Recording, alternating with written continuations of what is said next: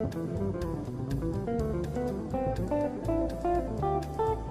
everybody, my name is Jens Larsen.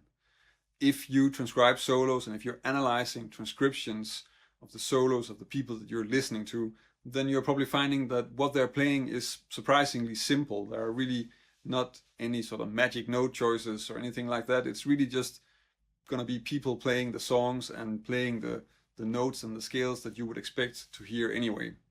And I think this is true. It doesn't really matter if you're listening to Charlie Parker or Alan Holdsworth. Most of the time what they're playing is just going to be whatever you would expect to find there in that song on that chord. We get completely lost in discussing what scales and what arpeggios are being used. And of course, it is a part of the music, but at the same time, if you're only focusing on that, then I think most of the time you're probably gonna miss what is truly great about the solo that you're listening to, and probably also why you really like it. And I know that this may seem a little bit like a paradox given the kind of YouTube videos that I make, but I think it's an important point to get across, and I think it's something that is also worth a bit of discussion, and that's why I'm making this video. If you want to learn more about jazz guitar, improve the way that you solo, and check out some interesting arpeggios or chord voicings, then subscribe to my channel. If you want to make sure not to miss anything, then click the little bell notification icon next to the subscribe button. The example that I'm using in this video is a Pat Metheny solo on the great bossa nova How Insensitive. I think it's a fantastic solo. You should definitely check it out. There's a link to that solo in the description of this video, and I'm also linking to a transcription because I'm not going to analyze the entire solo. I'm just going to take out a few points, and of course you can reference the entire transcription. It's not 100% accurate, but it's pretty much there, so you can use it for that. And I think Pat Metheny is a great example for this because he really has sort of a very broad set of tools in his playing that really shows that you can use a lot of things beyond just thinking about what scales or arpeggios or what lick is being played.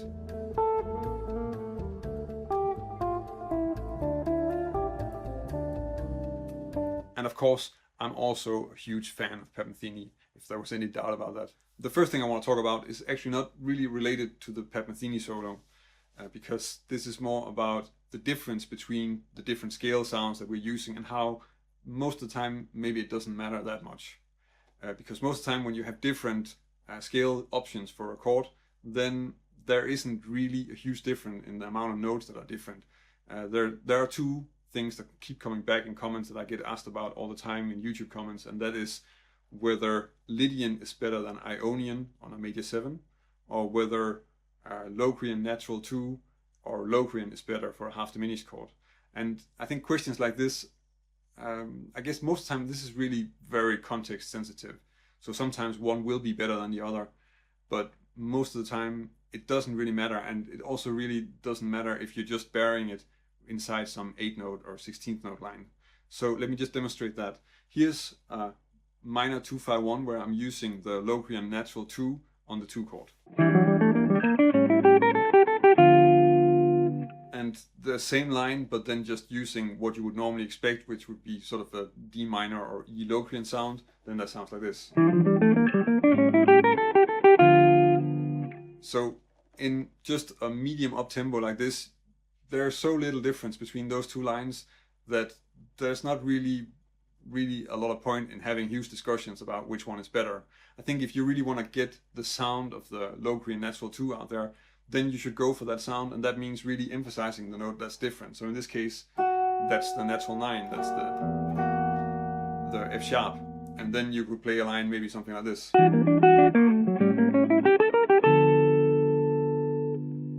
I can't really play the entire solo in this video, and I can also not use too long fragments because of copyrights.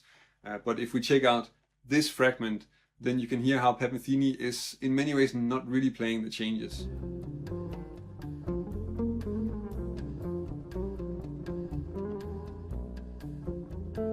So what we have here is that he's playing over a C minor chord and he's playing over a B diminished chord, but what he's playing is really coming mostly out of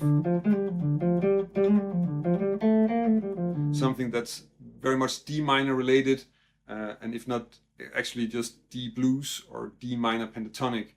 And I think that's an important thing to point out here, that I don't think you would make a line like that if you're play a line like that if you're only thinking about what the chord is and what fits on the chord.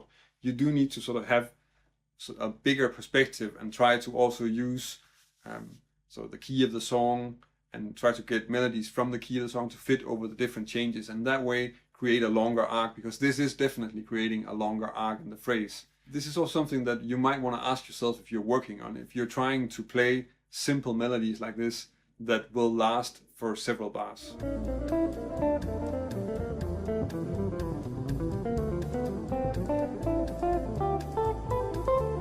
This next example is really showing how the solo is building up. This is a little bit later in the solo, and he's starting to play a lot denser lines. This is almost exclusively double time, and there's a lot more happening in terms of chords that are moving. There are some rhythmical ideas that are also moving in groups of 3 notes and stuff like that.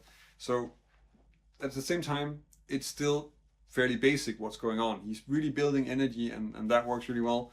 But the core melodic idea and the material that's being used is really just going to be the scale and some simple ideas. So on the 2-5-1 that this is in D minor, he starts on the 2 chord with just a scale sequence, which is just a 3-note sequence then moved around stepwise.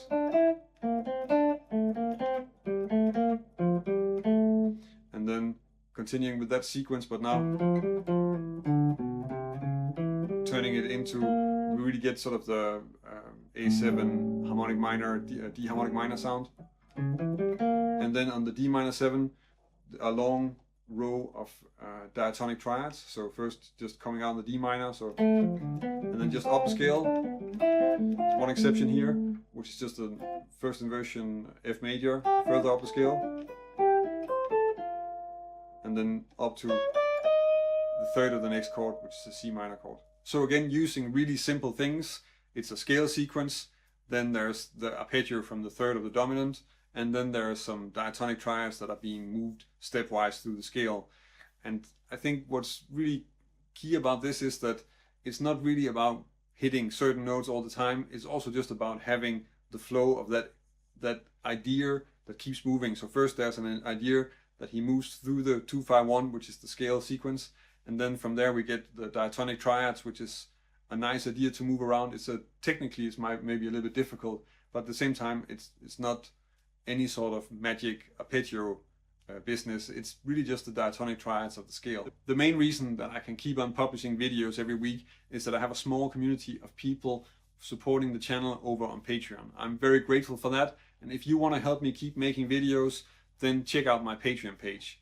If you join us over on Patreon, then I can also give you something in return for your support.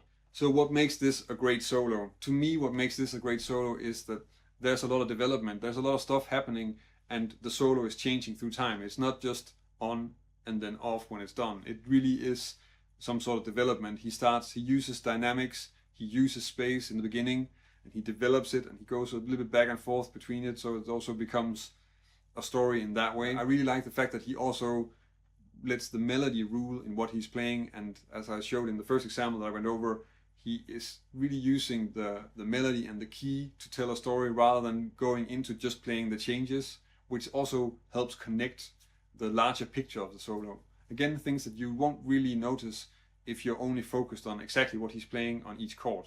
So there is another layer that you really do need to listen for as well, which we forget once we get into nerding around with the harmony and thinking about the scale. Another thing that I think is really important about why this solo is really great is that the melodic ideas are fairly long. So he has some sort of melodic idea regardless of the changes, and then he sticks with it for a longer period of time. It's usually over several chords and several bars, and that is also something that's going to make the solo more interesting to listen to, in my opinion.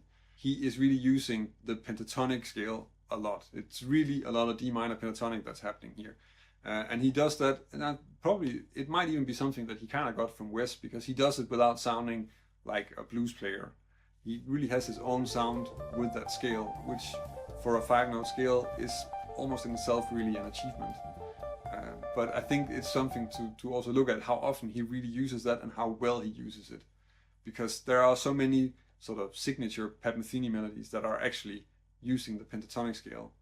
And at the same time, they are not pentatonic melodies, they are Pat Metheny melodies. And I think that's an important thing to realize also in terms of just sticking with the simple things and getting really good at using them. and then thinking about the music and not about what notes you're playing. If you want to check out another video where I'm analyzing a solo of an artist that definitely has his own language and his own approach to improvising, then check out this video where I'm analyzing a Coltrane solo on a F blues. If you want to learn more about jazz guitar and this is the first time that you see one of my videos, then subscribe to my channel. These are the kind of videos that I publish every week.